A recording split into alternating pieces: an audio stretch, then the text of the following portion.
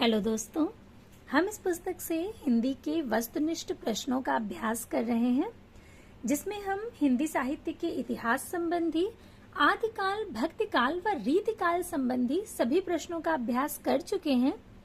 इस समय हम आधुनिक काल के प्रश्नों पर हैं, जिसमें हम 200 के ऊपर प्रश्न देख चुके हैं।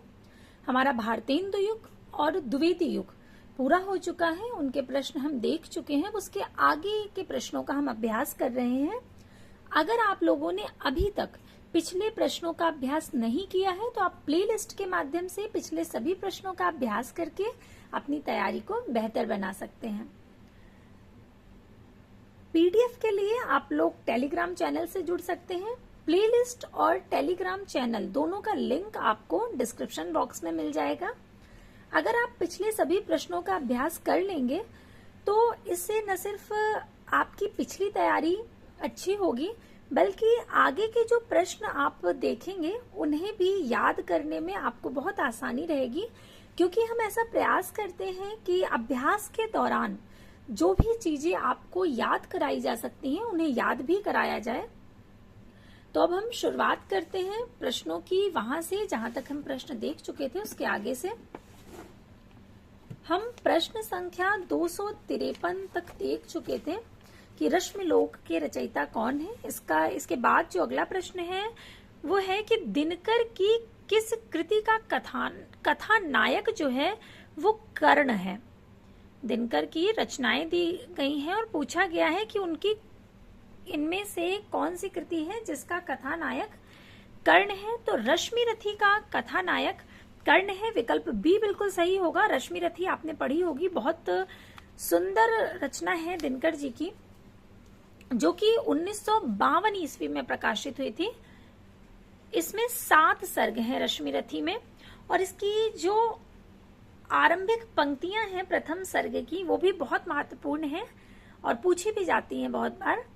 अगर किसी पाठ्यक्रम में लगा हुआ है रश्मिरथी, तब तो फिर वो और महत्वपूर्ण हो जाती है, और वैसे भी वो महत्वपूर्ण है। एक बार बोल देती हूँ, आप लोग ध्यान से सुन लीजिए कि रश्मिरथी की आरंभिक पंक्तियां हैं प्रथम सर्ग की, सुनी भी होंगी आपने। जय हो जग में जले जहां भी नमन पुनीत अनल को, जिस नर में भी बसे हमारा नमन तेज को बल को। किसी वृंत पर खिले विपिन में पर नमस्य है फूल, सुधि खोजते नहीं गुणों का आदि शक्ति का मूल। ऊंच नीच का भेद न माने वही श्रेष्ठ ज्ञानी है, दया धर्म जिसमें हो सबसे वही पूज्य प्राणी है। बहुत सुंदर पंक्तियां हैं। हम जानते हैं कि इसका जो कथानायक है रश्मिरथी का, वो कर्ण है, और कर्ण के जीवन की जो स्थिति थी, उन्हें इस बात का हमेशा वो रहता था कि व्यक्ति को गुणों के आधार पर समाज में प्रतिष्ठा, सम्मान व पद मिलना चाहिए, न कि जाति के आधार पर। तो जब आप ये पूरा पढ़ेंगे, तो कर्ण द्वारा कही गई एक एक बात, एक एक पंक्ति बिल्कुल हृदय को छू लेने वाली, बहुत अच्छी है। आपको रश्मिरथी पढ़नी चाहिए एक बार। इनकी जो अन्य रचनाएं हैं दिनकर जी की, वो भी राष्ट्रीय सांस्कृतिक चेतना तथा प्रगतिवादी कवि दिनकर की अन्य रचनाएं जो दी गई हैं, कुरुक्षेत्र, परशुराम की प्रतीक्षा और उर्वशी। अर्थात इन 4 विकल्पों में जो अन्य 3 विकल्प हैं वो भी दिनकर की ही रचनाएं हैं, लेकिन इसमें पूछा गया है, प्रश्न ये है कि कर्ण किसका कथानायक है, तो रश्मिरथी का है, इसलिए विकल्प बी सही होगा। कुरुक्षेत्र जो है वो 1946 ईस्वी में प्रकाशित हुआ। ये एक प्रबंध काव्य है जिसका कथानायक युधिष्ठिर है। इसमें भीष्म की भी उतनी ही भूमिका है। उर्वशी जो कि 1961 ईस्वी में प्रकाशित हुआ, ये गीत नाट्य है जिसका कथानायक पुरुरवा है। परशुराम की प्रतीक्षा 1963 ईस्वी में प्रकाशित हुआ, और इसके कथानायक ऋषि परशुराम है।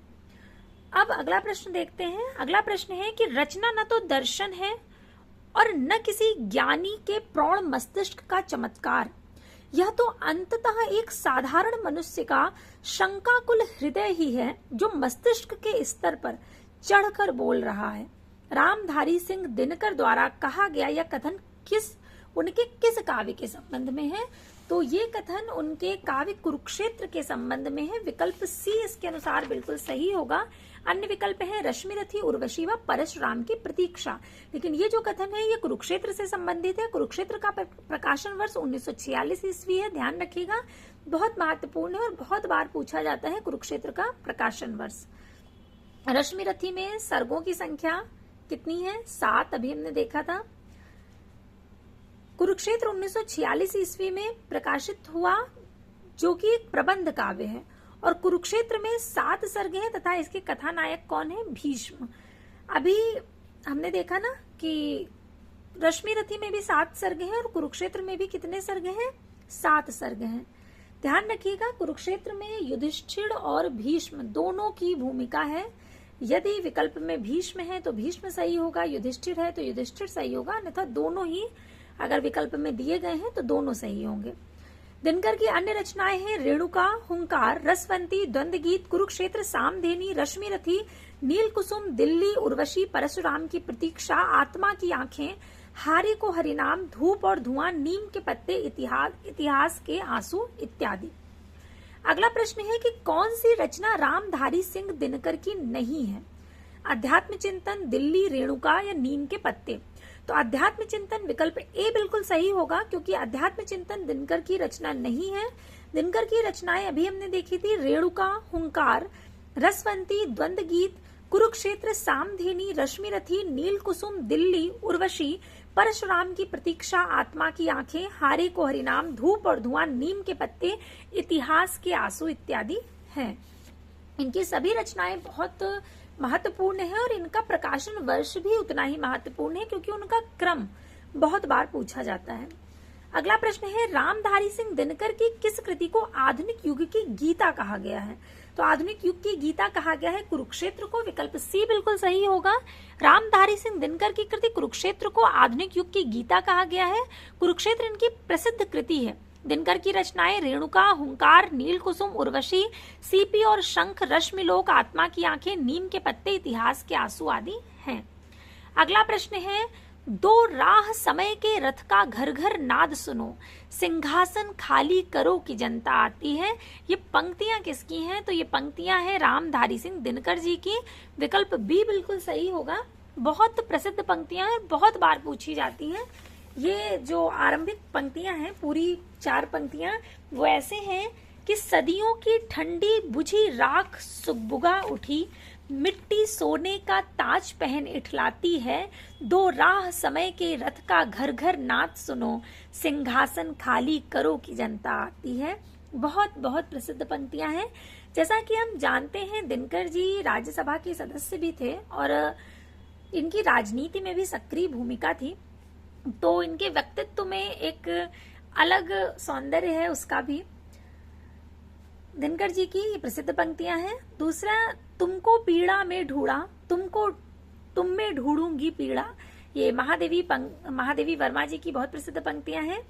सखी वो मुझसे कहकर जाते, मैथिली शरण गुप्त की यशोधरा की पंक्तियां हैं। ये बात यशोधरा कह रही है, जब गौतम बुद्ध उन्हें बिना बताए यूं ही चले जाते हैं, तो जो सबसे ज्यादा मलाल उनके हृदय में होता है यशोधरा के, उन्हें इस बात का कष्ट नहीं है कि वो चले गए, उन्हें इस बात का कष्ट अधिक है कि वो उनसे कहकर नहीं गए। तो यशोधरा यही कहती है कि सखी वो मुझसे कहकर जाते, उन्हें बता कर जाना चाहिए था, मैं उन्हें रोकती नहीं। तो ये भी बहुत प्रसिद्ध पंक्तियां हैं, ध्यान रखिएगा। अगला प्रश्न है कि निम्नलिखित में दिनकर की काव्य रचना नहीं है। कौन सी इसमें दिनकर की नहीं है काव्य रचना? हुंकार, उर्वशी, कुरुक्षेत्र या त्रिधारा? तो जो त्रिधारा है विकल्प डी, ये दिनकर की रचना नहीं है, इसलिए ये सही होगा। त्रिधारा सुभद्रा कुमारी चौहान की रचना है। रामधारी सिंह दिनकर की रचनाएं हैं कुरुक्षेत्र, परशुराम की प्रतीक्षा, उर्वशी, रश्मिरथी, नील कुसुम, रेणुका, हुंकार आदि। दिनकर की जो गद्य रचनाएं हैं वो संस्कृति के 4 अध्याय, ये बहुत महत्वपूर्ण उनका ग्रंथ है, संस्कृति के 4 अध्याय। ये बहुत परीक्षाएं हैं हिंदी विषय से संबंधित जिनके पाठ्यक्रम में ये लगा हुआ है। और शुद्ध कविता की खोज और दिनकर की डायरी, ये इनकी गद्य रचनाएं हैं। अगला प्रश्न है अधैर्य का कवि किसे कहा गया है? दिनकर को, अज्ञे को, त्रिलोचन को या गिरजा कुमार माथुर को। तो अधैर्य का कवि दिनकर को कहा जाता है, ये हम लोग पहले भी पढ़ चुके हैं। विकल्प ए बिल्कुल सही होगा। राष्ट्रीय सांस्कृतिक काव्य धारा के सबसे सशक्त कवि रामधारी सिंह दिनकर को अधैर्य का कवि कहा जाता है। दिनकर जी का जन्म 1908 में सिमरिया जिला मुंगेर बिहार में हुआ था। ये बिहार सरकार के अधीन सब रजिस्ट्रार, राज्यसभा के सदस्य, भागलपुर विश्वविद्यालय के उप कुलपति तथा भारत सरकार के हिंदी सलाहकार रहे हैं। तो ध्यान रखिएगा, इतने सारे पदों पर उन्होंने कार्य किया। अगला है रामधारी सिंह दिनकर की काव्य कृति कौन सी है? 4 विकल्प में इनमें से कोई एक कृति है जो कि दिनकर की है। लोकायतन, आर्यावर्त, कुरुक्षेत्र या उन्मुक्त। तो अभी हमने कुरुक्षेत्र के विषय में पढ़ा। कुरुक्षेत्र दिनकर की रचना है जो कि 1946 ईस्वी में प्रकाशित हुई है। कुरुक्षेत्र रामधारी सिंह दिनकर की काव्य कृति है। दिनकर राष्ट्रीय सांस्कृतिक धारा के कवि हैं। इनको समय सूर्य और अधैर्य का कवि कहा जाता है। अति महत्वपूर्ण है, ध्यान रखिएगा। समय सूर्य एवं अधैर्य का कवि किसे कहा जाता है? दिनकर को कहा जाता है। बहुत बार का पूछा प्रश्न है ये। दिनकर को उर्वशी महाकाव्य के लिए सन 1972 ईस्वी में भारतीय ज्ञानपीठ पुरस्कार प्रदान किया गया था। ध्यान रखिएगा, उर्वशी जिसमें पुरुरवा और उर्वशी की कथा है और काम व अध्यात्म की समस्या जो है उसे उठाया गया है दिनकर के द्वारा। बहुत सुंदर ग्रंथ है इनका, बहुत सुंदर महाकाव्य है, जिसके लिए 1972 ईस्वी में भारतीय ज्ञानपीठ पुरस्कार दिनकर जी को मिला था। इनके द्वारा रचित जो प्रमुख कृतियां हैं वो रेणुका, हुंकार, रसवंती, द्वंद्व गीत, रश्मिरथी, दिल्ली, नीम के पत्ते इत्यादि, जबकि लोकायतन सुमित्रानंदन पंत की है तथा आर्यावर्त मोहनलाल महतो वियोगी की और उन्मुक्त सियाराम शरण गुप्त की रचना है। ध्यान रखिएगा, उन्मुक्त किसकी रचना है? सियाराम शरण गुप्त जी की। आर्यावर्त किसकी है? मोहनलाल महतो वियोगी का है। अगला प्रश्न है, कुछ पंक्तियां दी गई हैं। बैठे हुए सुखद आतप में मृग रोमंथन करते हैं, वन के जीव विवर से बाहर हो विश्रब्ध विचरते हैं। उपर्युक्त पंक्तियों में किसका वर्णन है? तो इन पंक्तियों में रश्मिरथी में जो परशुराम का आश्रम है उसका वर्णन है। विकल्प सी बिल्कुल सही होगा। रश्मिरथी में परशुराम आश्रम का। रश्मिरथी रामधारी सिंह दिनकर द्वारा रचित 1952 में प्रकाशित कृति है, जिसमें 7 सर्ग हैं। दिनकर को अधैर्य का कवि तथा डिप्टी राष्ट्र कवि कहा जाता है। इनकी कृतियां हैं रेणुका, हुंकार, कुरुक्षेत्र, सामधेनी, इतिहास के आंसू, रश्मिरथी, उर्वशी व परशुराम की प्रतीक्षा इत्यादि। उर्वशी किसके द्वारा रचित है? तो उर्वशी रामधारी सिंह दिनकर की कृति है। विकल्प ए बिल्कुल सही होगा। अभी हम लोग चर्चा कर रहे थे कि उर्वशी पर इन्हें ज्ञानपीठ पुरस्कार मिला था। कब मिला था? सन 1972 ईस्वी में मिला था। उर्वशी में किस समस्या को उठाया गया है? तो कामाध्यात्म की समस्या को उठाया गया है। अन्य विकल्प है महादेवी वर्मा, सूर्यकांत त्रिपाठी निराला व सुमित्रानंदन पंत। उर्वशी रामधारी सिंह दिनकर की रचना है। इनकी रचनाएं हैं बारदोली विजय, प्रणभंग, रेणुका, हुंकार, रसवंती, द्वंद्व गीत, कुरुक्षेत्र, धूप छां, सामधेनी, बापू, इतिहास के आंसू, रश्मिरथी, दिल्ली, उर्वशी, परशुराम की प्रतीक्षा, हारी को हरिनाम इत्यादि।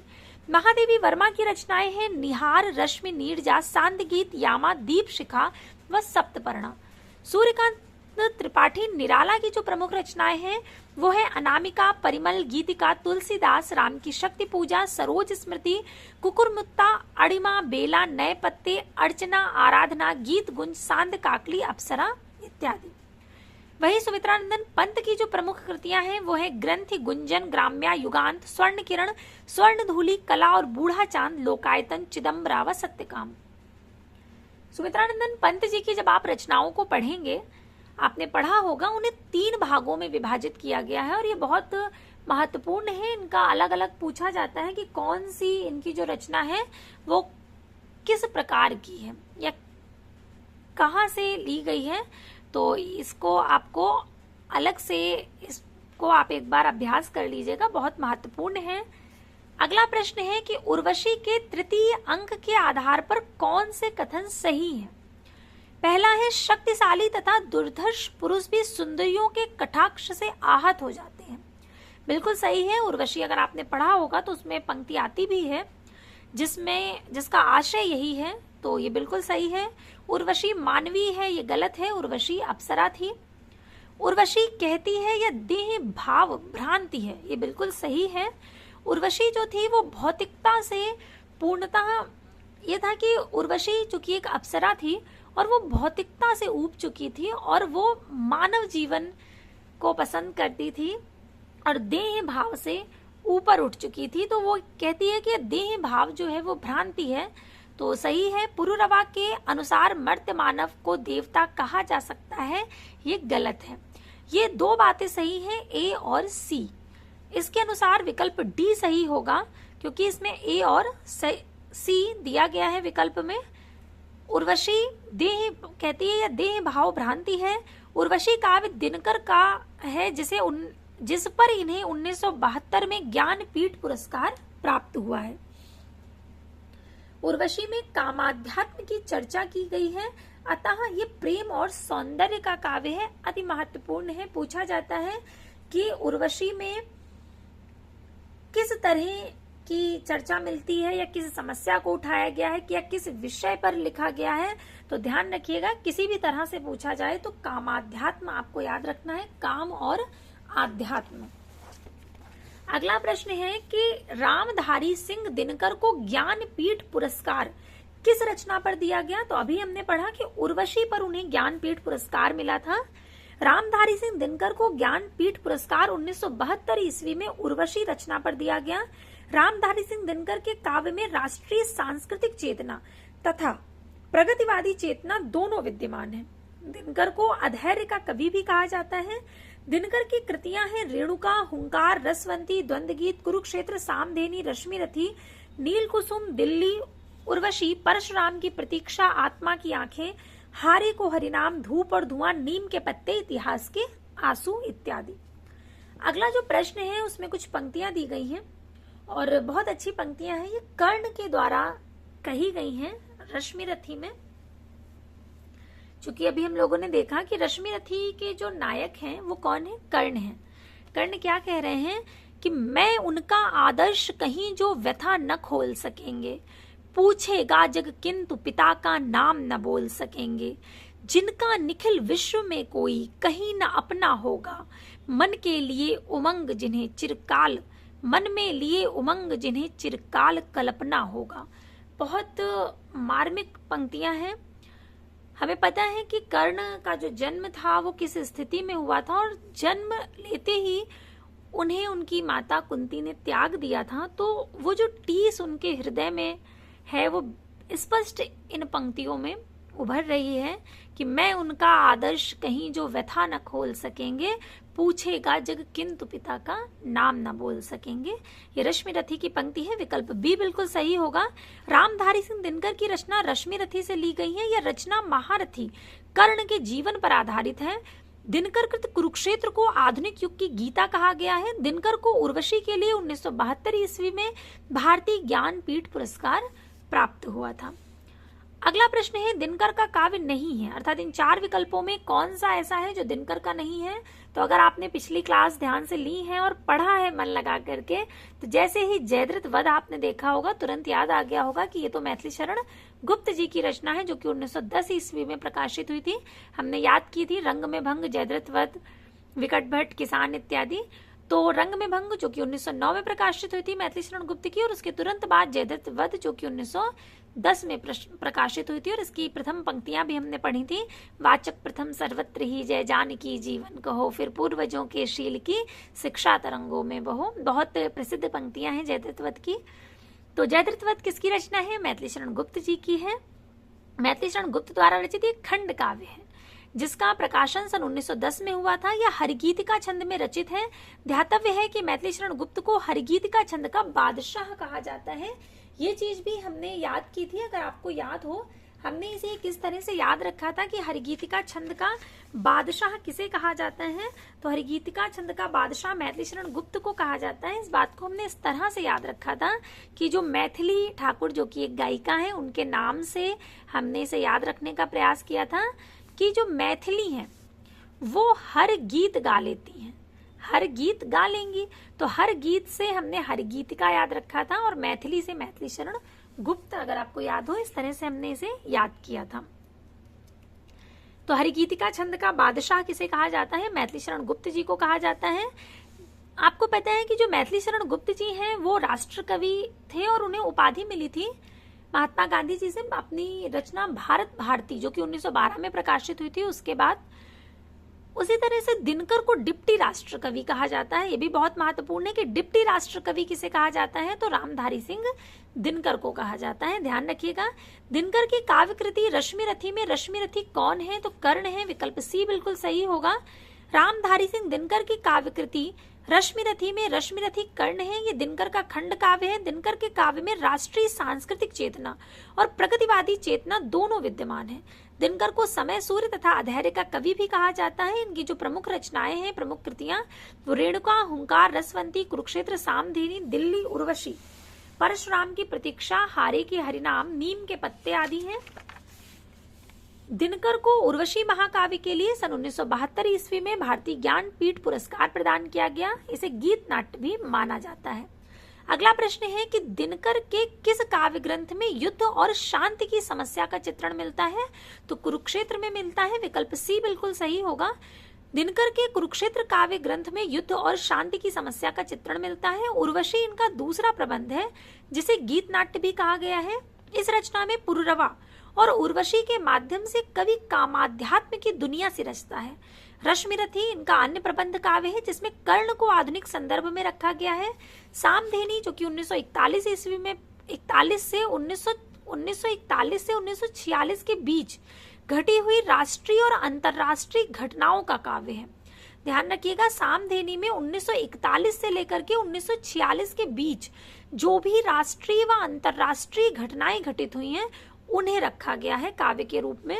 अगला प्रश्न है कि प्रसिद्ध गीत विजयी विश्व तिरंगा प्यारा झंडा ऊंचा रहे हमारा की रचना किस कवि ने की है, तो श्यामलाल पार्षद ने की है। विकल्प बी बिल्कुल सही होगा। अन्य विकल्प है रामधारी सिंह दिनकर, हरिकृष्ण प्रेमी व सुभद्रा कुमारी चौहान। फिर देखिए, कुछ पंक्तियां नीचे कुछ कवियों की महत्वपूर्ण पंक्तियां दी गई हैं। वही आ गया जो कि अभी हम देख चुके हैं दिनकर की। दो राह समय के रथ का घर घर नाद सुनो, सिंहासन खाली करो कि जनता आती है। दिनकर की महत्वपूर्ण पंक्तियां हैं। बुंदेले हर बोलों के मुंह हमने सुनी कहानी थी, खूब लड़ी मर्दानी वा तो झांसी वाली रानी थी। झांसी की रानी कविता तो आप सबने पढ़ी होगी, सुभद्रा कुमारी चौहान की है। अगला प्रश्न है नवीन किस कवि का उपनाम है, तो नवीन उपनाम है बालकृष्ण शर्मा जी का। बालकृष्ण शर्मा नवीन पूरा नाम इस तरह से है। विकल्प ए बिल्कुल सही होगा। अन्य विकल्प है माखनलाल चतुर्वेदी, रामनरेश त्रिपाठी व श्री नारायण चतुर्वेदी। अगला प्रश्न है कि प्रकाशन वर्ष की दृष्टि से दिनकर की काव्य कृतियों का सही क्रम किस विकल्प में है, तो विकल्प बी बिल्कुल सही है। रसवंती, फिर कुरुक्षेत्र, फिर रश्मि रथी, फिर उर्वशी। रसवंती जो है वो 1940 ईस्वी में प्रकाशित हुआ, कुरुक्षेत्र 46 में, रश्मि रथी 52 में व उर्वशी 1961 ईस्वी में प्रकाशित हुआ। और उर्वशी पर ही उन्हें 1972 ईस्वी में दिनकर को ज्ञानपीठ पुरस्कार मिला था। अगला प्रश्न है कि इनमें कुरुक्षेत्र से संबंधित कौन सा कथन सही नहीं है। पहला है इसका कथानक महाभारत से लिया गया है, बिल्कुल सही है, महाभारत से ही लिया गया है। यह गांधीवादी विचारधारा से प्रभावित है, ये गलत है। ये गांधीवादी विचारधारा से प्रभावित नहीं है, इसलिए विकल्प बी सही होगा। इसमें कुल 7 सर्ग हैं, सही है। इसमें भीष्म और युधिष्ठिर के माध्यम से युद्ध एवं शांति विषयक विशद और गंभीर चिंतन प्रस्तुत किया गया है, ये भी सही है। केवल विकल्प बी जो है वो सही नहीं है। कुरुक्षेत्र दिनकर का एक प्रबंध काव्य है, इसका कथानक महाभारत से लिया गया है। कुरुक्षेत्र में 7 सर्ग हैं। इसमें महाभारत के पात्रों भीष्म युधिष्ठिर के माध्यम से युद्ध एवं शांति विषयक विशद और गंभीर चिंतन प्रस्तुत किया गया है। यह राष्ट्रीय सांस्कृतिक चेतना का काव्य है। अगला प्रश्न है कि दिनकर की प्रसिद्ध काव्यकृति रश्मि रथी की कथा वस्तु कहां से ली गई है, तो अभी हमने देखा कि महाभारत से ली गई है। हमें पता है कि रश्मि रथी का कथानायक कौन है, कर्ण। कर्ण किसका पात्र है, तो महाभारत का है। कथा कहाँ से ली गई है? महाभारत से ली गई है। विकल्प डी बिल्कुल सही होगा। दिनकर की प्रसिद्ध काव्य कृति रश्मिरथी की कथा वस्तु महाभारत से ली गई है। रश्मिरथी जिसका अर्थ सूर्य किरण रथ का सवार है, हिंदी के महान कवि दिनकर द्वारा रचित प्रसिद्ध खंड काव्य है। सन 1952 ईस्वी में प्रकाशित हुआ था और इसमें 7 सर्ग हैं। ध्यान रखिएगा, जो रश्मिरथी है वो एक खंड काव्य है। बहुत बार पूछ लिया जाता है कि खंड काव्य है, महाकाव्य है, क्या प्रबंध काव्य है। चूंकि महाभारत के एक खंड की कथा अर्थात महाभारत से एक खंड को उठा करके इसकी रचना की गई है, अर्थात ये खंड काव्य है। जब हम किसी विस्तृत ग्रंथ से किसी एक प्रसंग को उठाकर उस पर कोई ग्रंथ लिखते हैं तो वो खंड काव्य कहलाता है, क्योंकि उसमें खंड मात्र की ही कथा होती है। अगला प्रश्न है जिसमें कुछ पंक्तियां दी गई हैं। पंक्तियां हैं, एक दिन सहसा सिंधु अपार, लगा टकराने नगदल क्षुब्ध, अकेला यह जीवन निरुपाय, आज तक घूम रहा विश्रब्ध। कामायनी से उद्धृत इन पंक्तियों के लिए कौन सा कथन सही है? तो ये श्रद्धा सर्ग की पंक्तियां हैं। मनु को श्रद्धा का उत्तर है। जब श्रद्धा उनसे पूछती है ना कि तुम कौन हो और यहाँ किस तरह से इस स्थिति में कैसे पहुंचे, तब जो वो उत्तर देते हैं उसी की कुछ पंक्तियां हैं। विकल्प डी बिल्कुल सही होगा। श्रद्धा सर्ग मनु को श्रद्धा का प्रत्युत्तर। कामायनी से उद्धृत इन पंक्तियों के लिए श्रद्धा सर्ग मनु को श्रद्धा का प्रत्युत्तर कथन सही है। कामायनी 1935 ईस्वी में लेखक जयशंकर प्रसाद का महाकाव्य है और इसमें कितने सर्ग हैं? 15 सर्ग हैं। उन 15 सर्गों का क्रम चिंता, आशा, श्रद्धा, काम, वासना, लज्जा, कर्म, ईर्ष्या, इड़ा, स्वप्न, संघर्ष, निर्वेद, दर्शन, रहस्य, आनंद, ये आपको बिल्कुल रटा होना चाहिए, अति महत्वपूर्ण है। अगला प्रश्न है, उसमें भी कुछ पंक्तियां दी गई हैं कि कवि कुछ ऐसी तान सुनाओ जिससे उथल पुथल मच जाए। यह पंक्ति किस कवि की है? तो ये पंक्ति है बालकृष्ण शर्मा नवीन की। बहुत महत्वपूर्ण पंक्तियां हैं, बहुत बार पूछी जाती हैं। और कुछ महत्वपूर्ण पंक्तियां व उनके रचयिता के नाम दिए गए हैं, उन्हें देखते हैं। पंक्ति है, हो जाने दो गर्क नशे में, मत पड़ने दो फर्क नशे में। बालकृष्ण शर्मा नवीन की प्रसिद्ध पंक्ति। आगे महादेवी वर्मा की कुछ महत्वपूर्ण पंक्तियां दी गई हैं कि बीन भी हूं मैं तुम्हारी रागिनी भी हूं, दूर हूं तुमसे अखंड सुहागिनी भी हूं। महादेवी वर्मा का है। सुमित्रानंदन पंक्ति की, तुम्हारे छूने में था प्राण, संग में पावन गंगा स्नान, तुम्हारी वाणी में कल्याणी, त्रिवेणी की लहरों का गान। सुमित्रानंदन पंक्ति की प्रसिद्ध पंक्तियां हैं।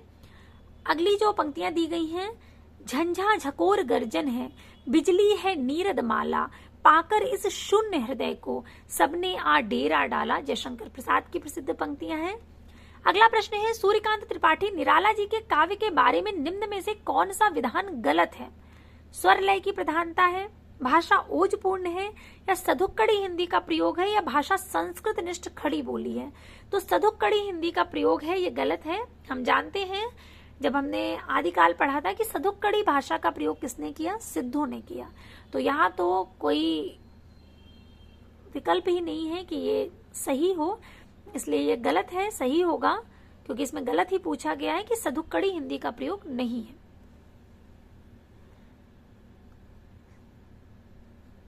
आचार्य रामचंद्र शुक्ल के अनुसार बहुवस्तु स्पर्शनी प्रतिभा निराला जी में है। ध्यान रखिएगा, शुक्ल जी के अनुसार बहुवस्तु स्पर्शनी प्रतिभा किसमें है? तो निराला में है।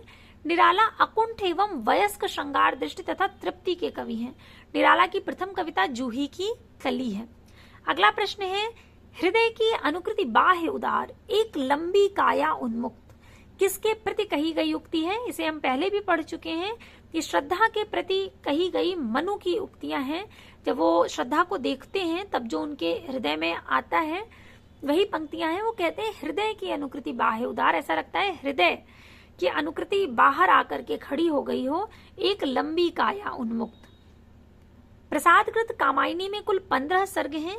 सर्गों के नाम दिए गए हैं, चिंता, आशा, श्रद्धा, काम, वासना, लज्जा, कर्म, ईर्ष्या, इड़ा, स्वप्न, संघर्ष, निर्वेद, दर्शन, रहस्य, आनंद। कामायनी में मुख्य रस शांत है तथा इसमें समरसतावाद, आनंदवाद, दर्शन है। इसके प्रमुख जो पात्र हैं वो मनु, श्रद्धा, इड़ा तथा कुमार हैं। प्रसाद की अन्य प्रमुख कृतियां उर्वशी, वन मिलन, प्रेम राज्य, कानन कुसुम, प्रेम पथिक, चित्राधार, झरना, आंसू, लहर आदि हैं।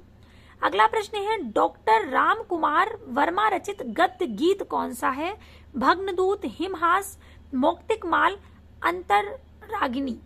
तो विकल्प सी बिल्कुल सही होगा, हिमहास। डॉक्टर राम कुमार वर्मा द्वारा जो रचित है वो हिमहास है। भग्नदूत एवं चिंता अज्ञेय का गद्य गीत है। मौक्तिमाल, शबनम, शारदिया आदि दिनेश नंदिनी डालमिया के गद्य गीत हैं। अगला प्रश्न जो है वो है कि जयशंकर प्रसाद की ब्रज भाषा में लिखी कविताओं का संग्रह किस नाम से प्रकाशित है? बहुत महत्वपूर्ण है, हमने पढ़ा भी था। जयशंकर प्रसाद का जो चित्राधार है वो उनकी ब्रज भाषा में लिखी गई कविताओं का संग्रह है। विकल्प सी बिल्कुल सही होगा, ध्यान रखिएगा। जयशंकर प्रसाद की ब्रज भाषा में लिखी कविताओं का संग्रह चित्राधार नाम से प्रकाशित है। प्रसादकृत प्रेम पथिक 1909 ईस्वी में ब्रज भाषा में लिखी गई। इसका खड़ी बोली में अनुवाद 1914 ईस्वी में किया गया। जयशंकर प्रसाद की प्रमुख कृतियां उर्वशी, वन मिलन, प्रेम राज्य, कानन कुसुम, प्रेम पथिक, महाराणा का महत्व, चित्राधार, झरना, आंसू, लहर, कामायनी आदि हैं। करुणालय प्रसादकृत गीत नाट्य है। तो आज के लिए हम इतने ही प्रश्नों को रखते हैं। इसके आगे के प्रश्नों का अभ्यास हम अगली क्लास में करेंगे। तब तक के लिए धन्यवाद।